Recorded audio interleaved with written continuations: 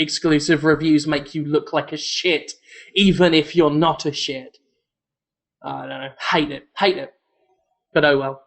Well, it's frustrating because it's such a controlled PR environment already, all the time, and then to enforce only one outlet's perspective on a product that's coming out, it's bad news. Well, it goes against the idea of a review for me. Well, and how could anybody take what that organization says without a salt lick to go along with it? Just because, they obviously made some kind of special concession. What are you giving them back in return? You're giving them positive press. And the chances are good it's not dodgy. I certainly wouldn't accuse a peer in the industry of accepting, some kind of dodgy deal, but appearances are everything, especially when your opinion is on the line about something. People's trust in that opinion is paramount. And when you start throwing spanners in the works like that, and it's not like games journalism is particularly trustworthy to begin with. It also makes the publisher look paranoid, because it's like, what are they hiding? It's the same thing with movies where they don't let anyone, they don't do early screenings. Yeah. So. Yeah. And I've no doubt they pick outlets based on prior coverage, and even if they don't get them to agree to a high score, they're at least trying to get the odds in their favor.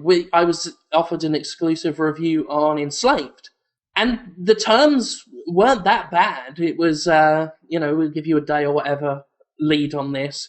Just put it in your top story box that you have, which I was going to do anyway, because we do that with our big reviews. But obviously I turned the actual exclusivity part down because I do that for us, not for them. So even if you're not being asked to change the way you do things, you're being asked to change who you do it for, which is a problem for me. Yeah, I would do the exact. I don't even know if we have a strict policy against that, but I personally would have done the same thing. It's not worth however many extra hits or whatever you get. It's like that kills the perception. Yeah. Though we do actually on Destructoid. There's no review exclusives. Okay, or review events. Don't like them. Listen, I wouldn't say anyone's corrupt if they do end up doing them, but it just looks bad. It doesn't seem like the sort of... Everyone wants to look for impropriety, like, everywhere. Like, it's sexy. It's sexy to think that, these people are lying to us, and then you get to feel like you're some underdog or something, I guess. But I don't think it happens. I've never gotten that impression from anybody that I've ever spoken to on this side of the business. There's any thought towards being anything but honest in one's opinions. I just don't see it happen, but that doesn't mean we need to give people the opportunity to have the thought that it does. It just seems dangerous. The creative director on Remember Me was talking to Penny Arcade Report, Destructoid alumnus Sophie Perel, about they do good work, actually, if anyone wants to check them out. Loads of good original content. But yeah, so Sophie was talking to this guy, Jean-Max Morris, and he was, because Remember Me is being published by Capcom, has a female protagonist, but apparently it took a lot of struggle to get them that far, because a lot of publishers were telling them, we can't publish a game with a female lead character. The audience won't like it. We can't sell that. And then they had even more problems with, they wanted to give this character a personal life, actually shock her and make her a character, which may involve her having a love interest of her own. And the message there apparently is only male characters can have love interests, at least straight ones. Because if you dare have a female lead character kiss another guy, all the dudes playing the game will feel uncomfortable and dislike it, and that's something they can't do. So, and this guy, bless him in his naivete, was totally baffled by this in the interview, saying that it's just so weird to him, which I agree. It's weird and creepy at the same time. The more I thought, because I never thought about it. This is what the article I wrote on Destructoid was pertaining to. Was I never thought about just how many characters, female lead characters, I've seen actually kiss a guy in a game. Not many. And when you put that against, the Dead or Alives or the early Tomb Raiders and whatnot, where the women are, very busty, very skimpy, they're there to be gawped at and enjoyed. But if they dare reciprocate or initiate any kind of physical intimacy on their own terms, that's uncomfortable for us. Like, that, to me, seems like the essence of objectification when people talk about objectification. This idea that a female character exists purely for our saucy fun, and are not allowed any of their own. That's a really interesting... you're right. I don't really think about that. I mean, I typically am in favor of the idea of more, I guess the term is mature content. We need games to be very emotional and innovative and very, very mature. Right. But I like the idea. I like the idea of being able to explore relationships and like a game like Catherine. The female empowered characters in that don't quite feel like people. They just feel like archetypes. Yeah. I mean, that's another big problem, is this kind of dehumanization of women. And I think when you look at the evidence, when you look at the stuff that's there in your face, this isn't just some contrivance pulled from nowhere. I don't know how anyone rational can look at this stuff and say there isn't a problem there. It doesn't mean you have to hate video games. It doesn't mean you have to stop playing video games. So you just have to kind of accept that it's there. The other issue I brought up in the article I wrote on Destructoid was the whole women on the front covers of games thing.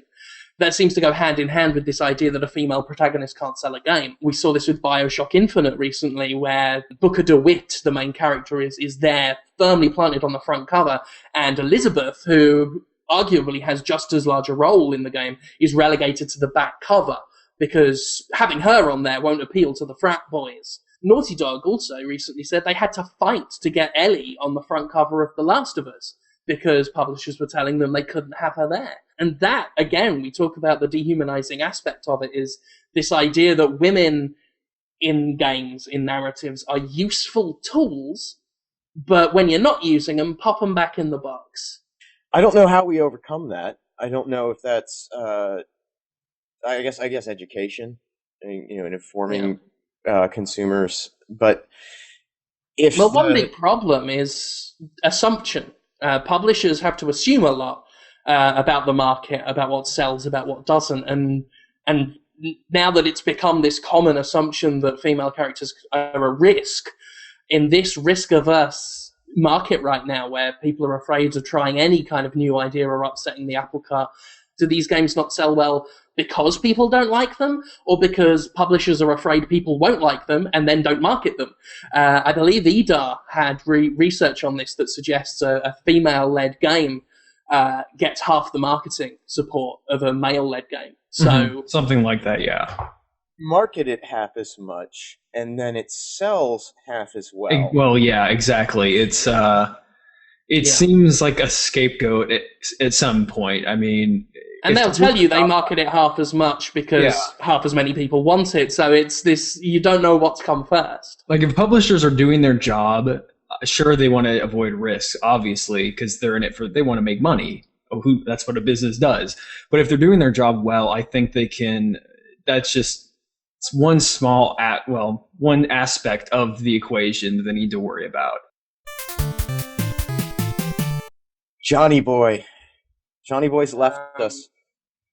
The silver-haired Lothario, gone into the night like a demon's whisper. I really appreciated, actually, the way a whole bunch of industry contemporaries stepped up to defend him on Facebook. I thought that was nice. Say what you will about the practices that Electronic Arts has instituted over his tenure in that position. And yes, a lot of them are bad for us from a consumer perspective. But in terms of taking a business, finding ways to make it profitable and organizing it, I mean, he did his job. That's what he was doing. You can't fault the guy for doing his job. He's not beholden to you. He's beholden to his investors. Are you an investor? Then you can bitch about the job performance. He's not a bad guy. The business is bad. Don't hate the player. With you part of the way. I don't think he's fully responsible for it. A lot of people were saying Ding Dong the Witch is dead when he resigned. And I said earlier today, in fact, he wasn't the witch. EA is the witch. He was kind of her hat. EA is not going to stop being EA. But I am personally disappointed in the man, because he is a man for whom I had a great deal of respect, who at one point came across as a man deeply aware of what EA needs to do to change as a company. And he subsequently did none of those things. He talked about how the $60 price point needs to go away within 5 years. 5 years later, we saw Origin, which was a digital-only platform, which charges $60. Talked of regret over companies like Bullfrog being acquired and shut down. And then pandemic happened. I was a fan of the guy. I was an actual fan of John Riccitiello when he first came on board. The guy sounded genuine, humble, like he respected the industry. And then last year he stands on a stage and says, as if it's a bad thing, once upon a time the game you bought was the game you had. And then went on to justify scads of DLC for games. I was personally let down by the guy. I thought he was a genuine good egg, and maybe he is, but his words and his actions did not convene over his tenure as CEO. So that's why I'm personally not weeping for the guy's departure. So who's next, though? Do you think God willing, Peter Moore gets the job? I hope so, because I've had to throw away all my photoshops of John Riccitiello as a leering clown. But if I can get back my Cheshire Cat pictures for Peter Moore, I will be so happy. The man's a cat. He is a cat man. And he is awesome. He's phenomenal. He's awesome. Energetic. He's passionate. He could really shake things up there, I think. If he wanted, yeah. It would give EA some kind of ability for people to engage with them in a not wholly negative way, in the same way Reggie Fils-Aimé does with Nintendo and Kaz Hirai does with Sony. It's the only way I think people can get a sense of attachment with any of these companies, is to humanize them by giving them fantastical properties and weird cartoon-like traits. Well, and he is you hesitate to call any of these people human beings. It's not like they aren't human. It's just that they're so separated from the rest of us all the time that it's hard to conceive of them as having the same thoughts, ideas, fears, and hopes that we do. Well, they live in a very different universe. But Peter Moore is a guy I could have a beer with.